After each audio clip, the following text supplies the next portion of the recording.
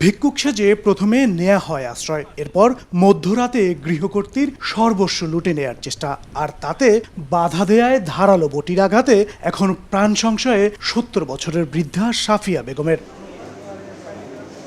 বরিশালের চরমোনা ইউনিয়নের মকরম প্রতাপ গ্রামে এমন ঘটনায় চাঞ্চল্যের সৃষ্টি হয়েছে। বিধবা বৃদ্ধা সাফিয়া বেগম গত বুধবার সন্ধ্যায় আশ্রয় দিয়েছিলেন ভিক্ষুক বেশে আসা রুমা বেগম ও তার ছেলে শাকিলকে, কিন্তু মধ্যরাতে সাফিয়ার গলায় থাকা এক ভরি ওজনের স্বর্ণের চেইন আর কানের দুল হাতিয়ে নেয়ার চেষ্টা করে ওই মা ছেলে। বৃদ্ধা বিষয়টি টের পেয়ে ডাক চিৎকার দিলে আঘাত করা হয় তার পেটে। বর্তমানে আশঙ্কাজনক অবস্থায় ঢাকায় চিকিৎসাধীন রয়েছেন তিনি। ওই দিন মাগরিবের পরে ওই ভিক্ষুক ওই বুবুর বাসায় আশ্রয় নেয়। আশ্রয় নেওয়ার পরে তারা খাওয়া দাওয়া একসাথে করে ঘুমাইছে। ঘুমের পরে ফুপুর কানের বালা ফিক্সড করা ছিল, ছিঁড়ে তারপর নিছে।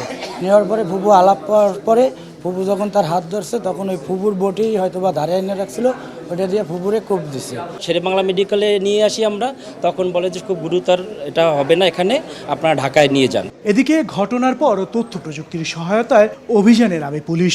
শুক্রবার মধ্যরাতে চরমোনাই থেকে অভিযুক্তদের আটক করা হয়। কিছু সিসিটিভির ফুটেজের মাধ্যমে মহিলাকে স্থানীয় লোকজনের মাধ্যমে শনাক্ত করা হয়েছে, পরে তাকে আমরা নিয়ে আসছি। আর আল্লাহর রহমতে যে ভিকটিম, যে মহিলা যাকে পেটে পোজ দিয়েছিল, উনি বরিশাল মেডিকেল থেকে রেফার করার কারণে ঢাকায় চিকিৎসাধীন আছে। পুলিশ জানিয়েছে এ ঘটনায় দুইজনকে আসামি করে মামলা দায়ের করা হয়েছে। মেহেদী হাসান বাপ্পি, সময় সংবাদ, বরিশাল।